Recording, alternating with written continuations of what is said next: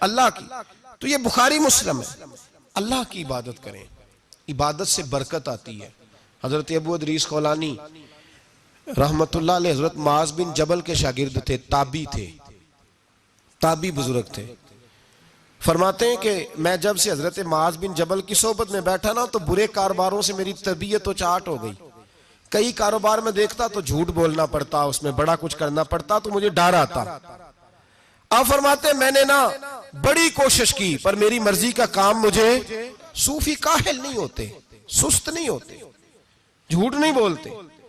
फरमाते मेरे अंदर ताकत थी कि मैं हलाल कमा के बच्चों को खिलाऊं, पर मेरी मर्जी का काम नहीं मिलता था, हद हो गई। और जब इंसान नेकी की तरफ आता है तो कुछ न कुछ आजमाइशें जरूर आती हैं, ये पक्की बात है, पक्की बात। जब वो गलत मलत कर रहा होता है तो उसको लगता है सारा कुछ सही है, जब सीधा होता है तो बहुत सारी परेशानियां भी जरूर आती हैं। ये मिजाज है दीन का। आप फरमाते मैं परेशान रहने लगा, हालात खराब होने लगे, आजमाइश सख्त होने लगी, कारोबार बंद हो गया, काम ही कोई नहीं मिलता था। मेरी बीवी नाराज रहने लगी, हल्का हल्का तो उसने मुझे कहना शुरू किया, फिर जलाल में आ गई। और एक दिन मुझे कहने लगी अगर आज नाना कुछ लेके आए तो बच्चे लेके मेके चली जाऊंगी। आप फरमाते मैं बड़ा परेशान हुआ, निकल गया फजर पढ़ के काम की तलाश में। मैंने जोहर तक तलाश किया लेकिन मुझे काम न मिला।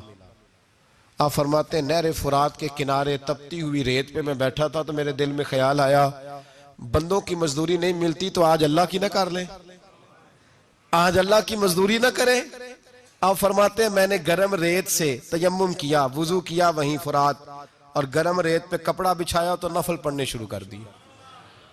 जोर से असर तक नफल पढ़े, जोर से। चले मैं एक दुआ करता हूं, आप आमीन कहना।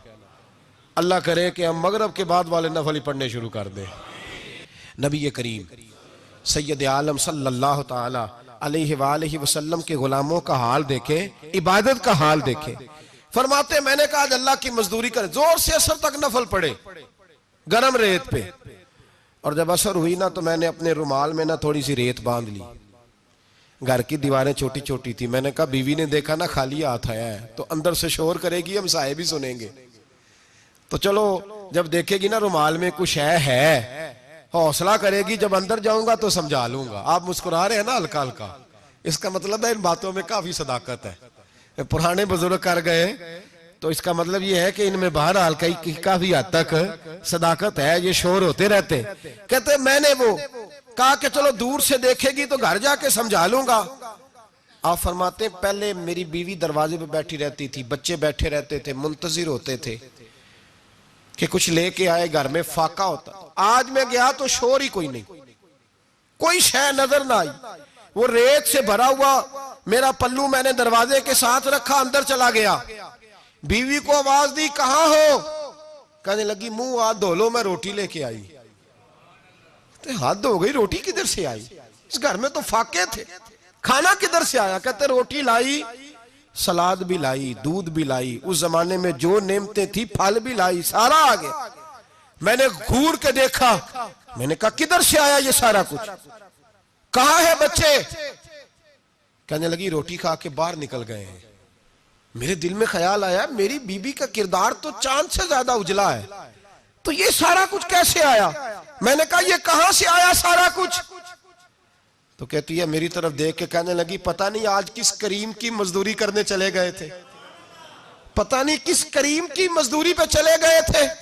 जोर हुई है तो उसने अनाज की बोरियां भेजी हैं, चावल भेजे हैं, फल भेजे हैं, इतना कुछ भेजा है कि मेरे घर में रखने को जगह ही कोई नहीं।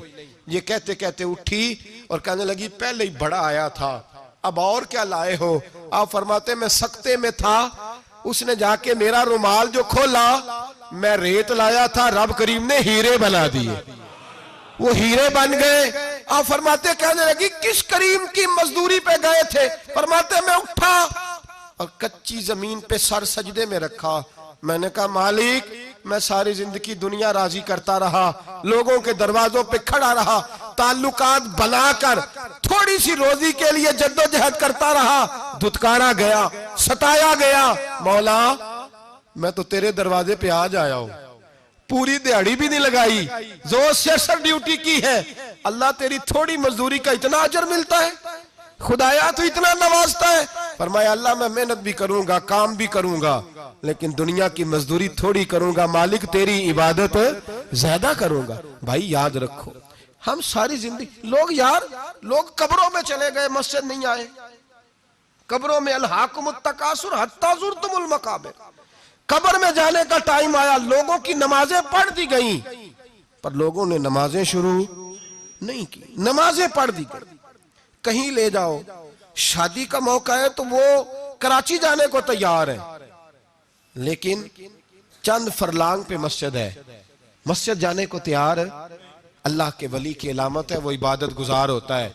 और जो ना नमाज पढ़े ना नमाज पढ़ाए, वो जिंदीक तो हो सकता है, पीर हो सकता, मैं जिम्मेदारी से कह रहा हूं, जिंदीक तो हो सकता है पर पीर हो सकता बिल्कुल बेदीन है, बल्कि बददीन है, पीर हो सकता। इसलिए कि अल्लाह के वली की अलामत यह है कि उसके चेहरे पर इबादत की रोशनी होती है, तकवे का हुस्न होता है, तकवे का, परहेजगारी का नूर होता है। अल्लाह के बंदे तौबा करने वाले, इबादत करने वाले, रोजे रखने वाले, रुकू करने वाले, सुजूद करने वाले, ये उनका जाती फेल है। और यहां वो बस नहीं करते, अल आमिरून बिल मारूफ, अब नेकी का हुक्म देंगे, वन्नहूना अनिल मुनकर, और बुराई से।